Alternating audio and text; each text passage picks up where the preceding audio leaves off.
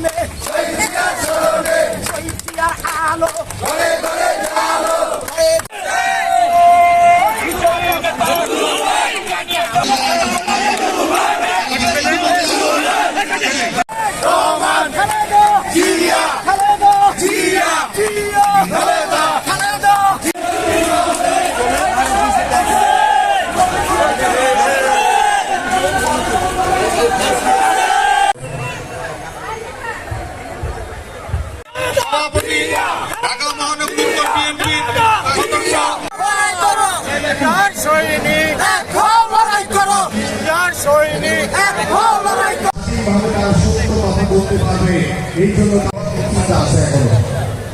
BNP সেই 53 বছর পরে এসে বাংলাদেশের স্বাধীন সার্বভৌমত্ব এই দেশকে রক্ষার জন্য, বাংলাদেশের গণতন্ত্রকে পুনরুদ্ধারের জন্য, বাংলাদেশের জনগণের ভোটের অধিকার নিশ্চিত করার জন্য, বাংলাদেশের মানুষের মৌলিক চাহিদা নিশ্চিত করার জন্য, বাংলাদেশের মানুষের অধিকার প্রতিষ্ঠার জন্য, বাংলাদেশের মানুষের যে দৈনন্দিন যে চাহিদাগুলো রয়েছে সেই চাহিদাগুলো পূরণ করার জন্য বাংলাদেশ জাতীয়তাবাদী দল বিএনপি যখনই কোনো ক্রান্তিলগ্ন বাংলাদেশের মানুষের কাছে উপস্থিত হয়েছে, উপস্থিত হয়েছে, ঠিক তখনই আমরা এদেশের সাধারণ মানুষকে সাথে নিয়ে আমরা আন্দোলন করেছি, সংগ্রাম করেছি।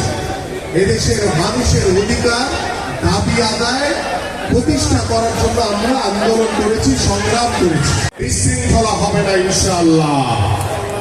প্রিয় নেতৃবৃন্দ, আমি যে কথাটি বলছিলাম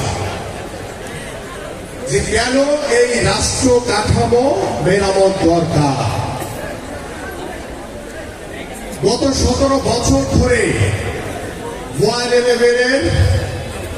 সেই মঈনুদ্দিন ফখরুদ্দিনের আজ্ঞাবহ সরকার যখন স্বৈরাচার শেখ হাসিনার হাতে ক্ষমতা হস্তান্তর করল, একটি নিজেদের সাজানো বানানো নির্বাচনকে দিয়ে তারা স্বৈরাচার শেখ হাসিনাকে ক্ষমতায় বসালো। ক্ষমতা বসে স্বৈরাচার শেখ হাসিনা প্রথম যে কাজটি করেছে সেটাই রাষ্ট্রের বিরুদ্ধে করেছে, বাংলাদেশের জনগণের বিরুদ্ধে করেছে। সেটি কি করেছে? বাংলাদেশে যাতে ভবিষ্যতে কোনো অবাধ, সুষ্ঠু, নিরপেক্ষ নির্বাচন হতে না পারে এই জন্য সংবিধান থেকে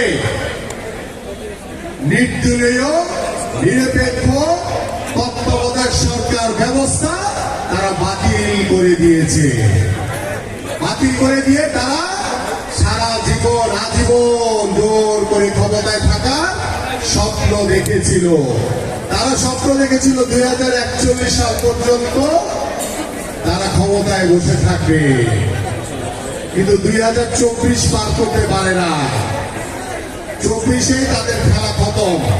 কারণ বাংলাদেশের মানুষ গত 17 বছর ধরে বিএনপির ভারপ্রাপ্ত চেয়ারম্যান জনাব তারেক রহমানের নেতৃত্বে আন্দোলন করেছে, সংগ্রাম করেছে। আপনাদের বিরুদ্ধে এই স্বৈরাচার সরকার মিথ্যা গায়েবী মামলা দিয়েছে, আপনাদের পরিবারকে হয়রানি করেছে। আপনারা প্রতি মুহূর্তে বিএনপির ভারপ্রাপ্ত চেয়ারম্যান জনাব তারেক রহমানের নেতৃত্বে নির্দেশনায় রাজপথে থেকে আন্দোলন করেছেন, সংগ্রাম করেছেন। সেই আন্দোলন সংগ্রাম করতে গিয়ে আমাদের বহু ভাইদেরকে গুম করা হয়েছে, আমাদের বহু ভাইদেরকে হত্যা করা হয়েছে, আমাদের বহু ভাইরা এখন পর্যন্ত বন্ধুত্ব বরণ করে অসহায় জীবন যাপন করছে। আমাদের বিএনপির ভারপ্রাপ্ত চেয়ারম্যান গত জুলাই আগস্টে এক দফা দাবি দিয়েছিলেন। সেই দাবি কি ছিল? স্বৈরাচার শেখ হাসিনার পতনের দাবি।